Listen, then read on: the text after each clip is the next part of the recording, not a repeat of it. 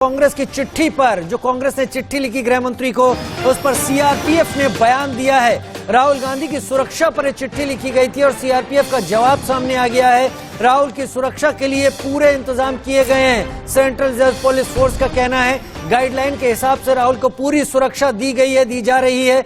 राहुल ने कई बार सुरक्षा नियमों को तोड़ा है, ऐसा सीआरपीएफ ने कहा है। 2020 के बाद से अब तक 113 बार राहुल गांधी ने नियमों का उल्लंघन किया है।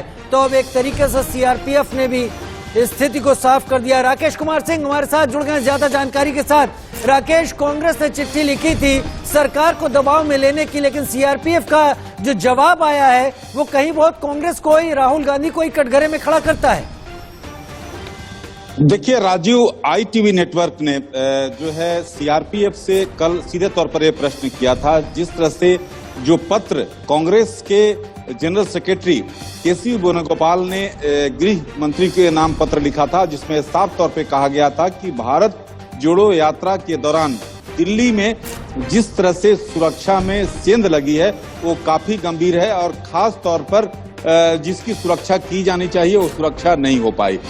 अब इस बाबत, क्योंकि राहुल गांधी की सुरक्षा जैसा कि आप जानते हैं Z+ प्रोटेक्टिंग है राहुल गांधी, और उन्हें सीआरपीएफ की सुरक्षा मिली हुई है, और ऐसी स्थिति में सीआरपीएफ ने एक डिटेल जो है जानकारी शेयर किया है ITV नेटवर्क के साथ, और उसमें साफ तौर पे कहा है कि 2020 से अब तक राहुल गांधी जो है 113 बार सिक्योरिटी को उल्लंघन किया है, और जिस तरह से भारत जोड़ो यात्रा जो दिल्ली पहुंचा उसकी सुरक्षा की बात किया जाए तो उसको लेकर भी उन्होंने साफ किया है कि उसका भी सुरक्षा का उल्लंघन किया गया प्रोटेक्टरी द्वारा, जिसका बाद में सेपरेट तरीके से इस मामले को रखा जाएगा।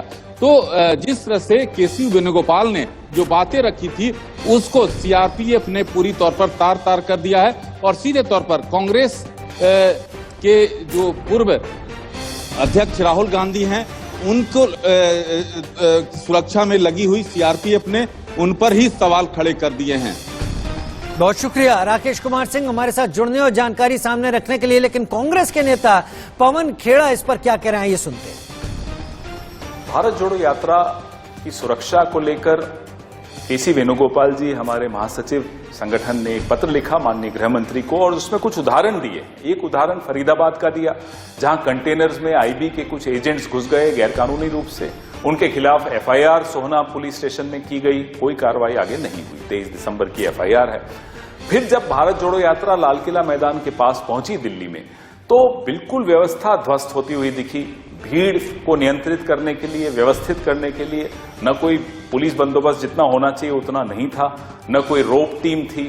राहुल गांधी और अन्य नेता खुद भीड़ को नियंत्रित कर रहे थे। चिंता इस पार्टी को इसलिए है, हमने 2 प्रधानमंत्री गंवाए हैं, हमने छत्तीसगढ़ का पूरा नेतृत्व आतंकी हमले में गंवाया है, हमें चिंता एक एक भारत यात्री की है।